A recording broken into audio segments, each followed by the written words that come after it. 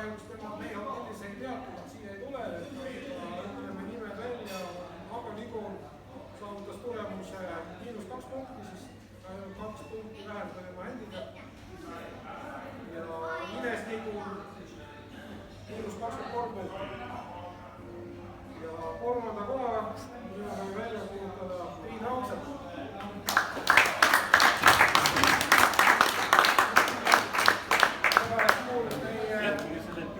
E-poe vautšeri selts 200 €.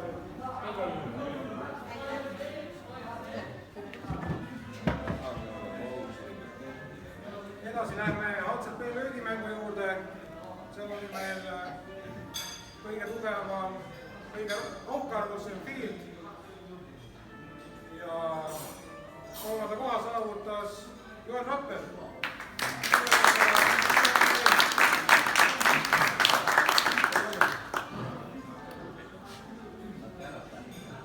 Kolmas koht ja vautšer 300 €. Sulev Padu.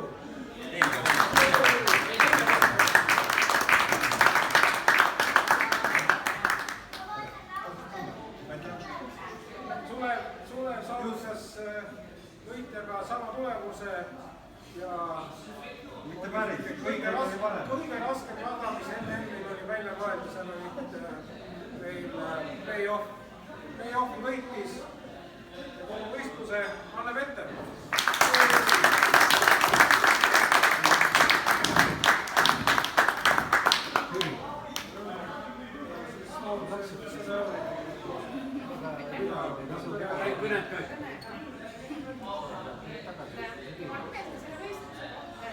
Rein ja Sander pikutasid siin Türgis ja mõtlesid, teeks ühe toreda võistluse.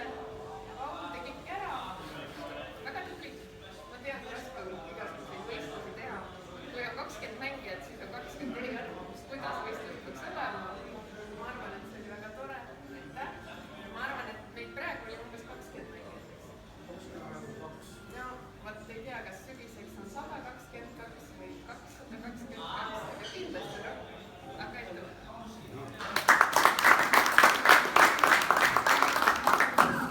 Kõige raskem klass löögimäng, kampeks ei anta.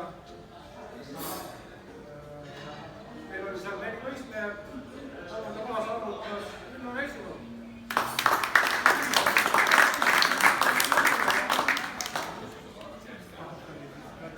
Kolmanda koha saavutas teise.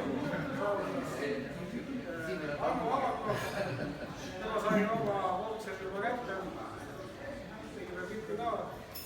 Selle klassi võitis David Ruusa.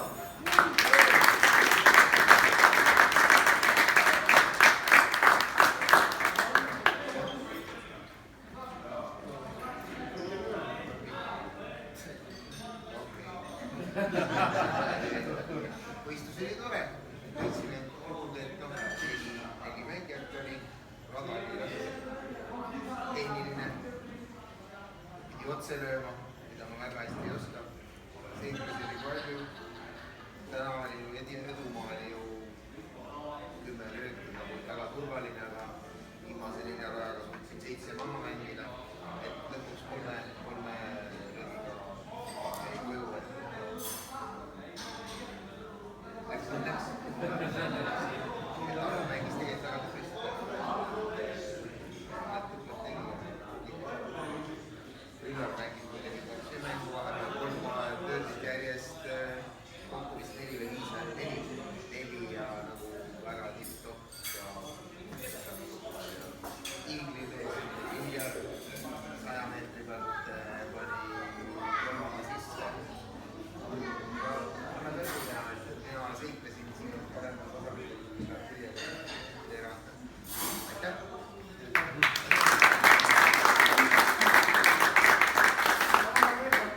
Kõiki, kes te tulite ja kõigil on kõigil head süüa ja näeme siis järgmisel võistlusel.